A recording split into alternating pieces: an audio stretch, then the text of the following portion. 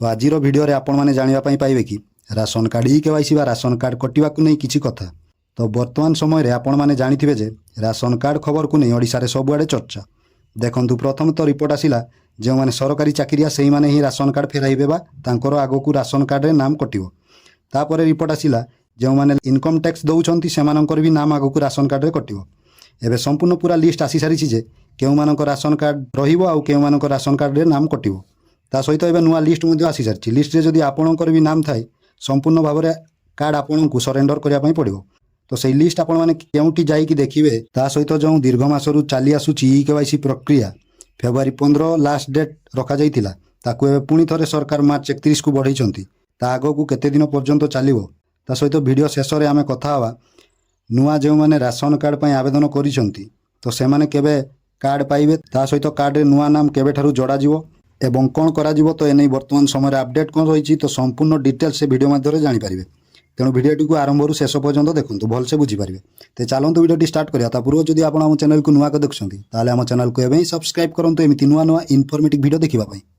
तो आम ओडिशा राज्य रे नुआ सरकार आसीबा परे परे खोजा चली राशन कार्ड पई प्रकृत योग्य हिताधिकारी किए। तो ता पई प्रथम ई केवाईसी प्रक्रिया आरंभ होला एवं एबे भी से प्रक्रिया चली एवं एबे एबे नुआ आहुरी अपडेट आसिलानी एवं नुआ लिस्ट मध्य आसिलानी कि केउ माने प्रकृत रे अयोग्य सेमानकर नाम को आगु राशन कार्ड रु बाद देकी राज्य सरकार केवल योग्य हिताधिकारी को राशन कार्ड रे रखिबे। तो लिस्ट रे जो मानकर नाम आसीची तो अधिकांश सरकारी चाकरिया एवं इनकम टैक्स पेयर बा इनकम टैक्स दौथिबा लोक माने सब रहिचंती। केवल एतिके नुहे सरकारी मानदंड मध्य आसिलानी केउ माने कार्ड पई योग्य एवं केउ माने अयोग्य। तो सेही मानदंड जदि आपण पूरण करूथिबे कार्ड आपणक पाखरे रहिबो। जदि सेथिरे टिके व्यतिक्रम देखा दिए ताले आगो को आपणकर भी नाम राशन कार्ड रु कटिबो एवं संपूर्ण कार्ड आपणको सरेंडर बा फेराइबा पई पड़िबो।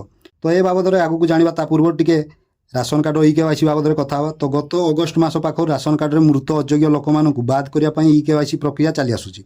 सरकार गोटे पर गोटे डेट मध्य बढ़ई चलीचंती। ए फेब्रुआरी 15 तारिख शेष तारिख रखा जाइतिला एवं पुणी ताकू आहुरी बढ़ई 31 मार्च करा जाइछि।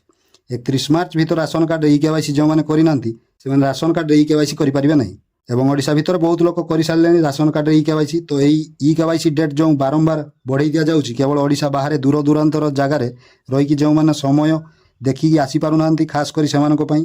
तो जेहेतु यह गोटे सरकारी प्रक्रिया सरकार आरंभ करचंती माने समस्तक पई बाध्यतामूलक आपणको कोनोसी प्रकार करिया पई पड़िबो। तो जेहेतु ऑनलाइन माध्यम किछि नाही तेणु डेट बढ़ी बढ़ी चलीछि एवं एई डेट केबे ना केबे सरीबो मध्य।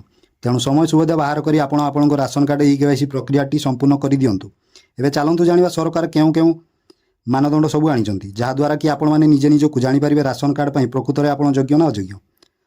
तो जदि अयोग्य भाबुथिबे जानंतु आज नहले काली आपणको राशन कार्ड फेराइबा पई पड़िबो। जदि लिस्ट रे नाम न थाई भी आगो को निश्चिंत आपणकर नाम आसीबो।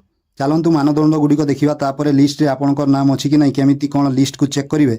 आ प्रथमरु आपण मानकु जेमिति कहिछि जेहेतु खोजा चलछि प्रकृत राशन कार्ड रे योग्य हिताधिकारी किए तेणु सबु मानदंड को देखि सारिबा परे आपणकर मतामत कमेंट दवा जेमिति न भूलंती। तो एबे देखंतु आगो को केउ मानकर नाम राशन कार्ड रु कटिवो आ केउ माने राशन कार्ड पाइबा पई योग्य विवेचित हेबे नै।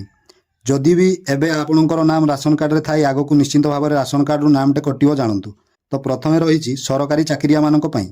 तो जदि आपण सरकारक अधीन रे कोनोसी भी विभाग रे रही कि काम करूथांती ताले राशन कार्ड पाइबा पई आपण योग्य नहंती। तो आज भी जदि आपणकर नाम रे राशन कार्ड रही काली निश्चिंत कटिवो आपणकर नाम लिस्ट रे आसीबो जानंतु। ता पूर्वरु सरकार वर्तमान कहिसंती स्वेच्छाकृत भाव में कार्ड फेराई दियंतु। जदि कार्ड न फेराइबे परवर्ती समय आपणक उपरे दृढ़ कार्यानुष्ठान नियाजिवो।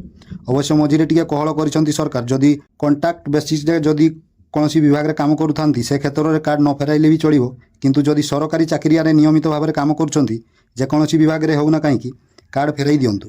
एवं लिस्ट रे एबे सुधा नाम भी बहुत जनकर आसिलानी। तो आगो को जानिबे लिस्ट केमिति चेक करिवे।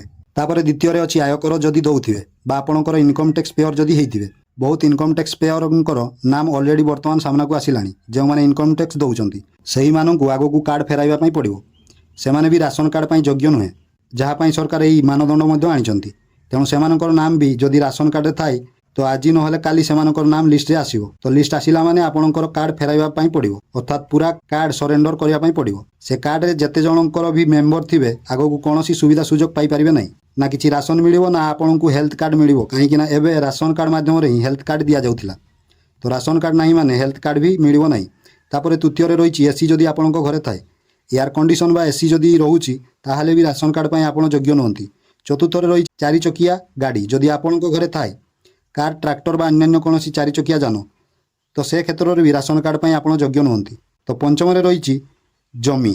ତ ଜମି କ୍ଷେତ୍ରରେ 3 ହେକ୍ଟର ବା 7.5 ଏକରରୁ ଯଦି ଅଧିକ ଜମି ରହିଛି ତ ସେ କ୍ଷେତ୍ରରେ ବି ଆପଣ ରାସନ କାର୍ଡ଼ ପାଇବା ପାଇଁ ଆପଣ ଜଣେ ଯୋଗ୍ୟ ବ୍ୟକ୍ତି ନୁହନ୍ତି।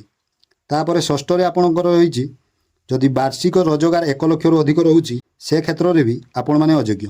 ତ ଗ୍ରାମାଞ୍ଚଳ କ୍ଷେତ୍ରରେ ଯଦି ଗାଁରେ ଆପଣ ରହୁଛନ୍ତି ଏବଂ ଆପଣଙ୍କର ଇନକମ୍ 1 ଲକ୍ଷ ଭିତରେ ହେଉଥିବା ଦରକାର, ତ 1 ଲକ୍ଷରୁ ଅଧିକ ହେଲେ ଆପଣଙ୍କ ରାସନ କାର୍ଡ଼ ପାଇଁ ଏଲିଜିବୁଲ୍ ବା ଯୋଗ୍ୟ ନୁହନ୍ତି। ତ ସହରାଞ୍ଚଳ କ୍ଷେତ୍ରରେ ଯଦି 3 ଲକ୍ଷରୁ ଅଧିକ ହେଉଛି ତାହେଲେ ଆପଣ ରାସନ କାର୍ଡ଼ ପାଇବା ପାଇଁ ଯୋଗ୍ୟ ନୁହନ୍ତି। ତ 3 ଲକ୍ଷ ଭିତରେ ହେଲେ ଚଳିବ, 3 ଲକ୍ଷରୁ ଅଧିକ ନ ହେବା ଦରକାର। ତା ସହିତ ଜମି ଜମା କ୍ଷେତ୍ରରେ ଦେଖନ୍ତୁ, ପ୍ଲଟ୍, ଫ୍ଲାଟ୍ ବା ଘର ସಮೇତ ଯଦି 100 ବର୍ଗ ମିଟରରୁ ଅଧିକ ଜମିର ମାଲିକ ଆପଣ, ତ ସେ କ୍ଷେତ୍ରରେ ବି ଆପଣ ଅଯୋଗ୍ୟ ଜାଣନ୍ତୁ। 300 ୟୁନିଟ୍ରୁ ଅଧିକ ମାସିକ ବିଜୁଳି ବିଲ୍ ଯଦି ବି ଆସୁଥାଏ ସେ କ୍ଷେତ୍ରରେ ବି ଆପଣ ଅଯୋଗ୍ୟ ହେବେ। ଭୁଲ ଡକୁମେଣ୍ଟ ଦେଇକି ଯଦି ଆପଣ ପୂର୍ବରୁ ରାସନ କାର୍ଡ଼ ହାତେଇଥିବେ, ଏବେ ଯଦି ଧରା ପଡ଼ୁଛନ୍ତି ତାହେଲେ ବି ଆପଣଙ୍କୁ କାର୍ଡ଼ ସମ୍ପୂର୍ଣ୍ଣ ସରେଣ୍ଡର କରିବା ପାଇଁ ପଡ଼ିବ।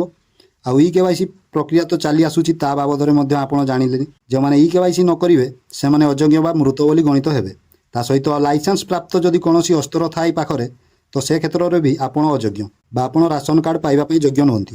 ଏବଂ ମଝିରେ ମଧ୍ୟ ଶୁଣାଯାଉଛି ଯେଉଁମାନେ ମଣ୍ଡିରେ ଯେଉଁ ଚାଷୀମାନେ ଧାନ ଦେଉଛନ୍ତି ସେମାନଙ୍କର ବି ନାମ ଆଗକୁ ରାସନ କାର୍ଡ଼ରୁ କଟିବ।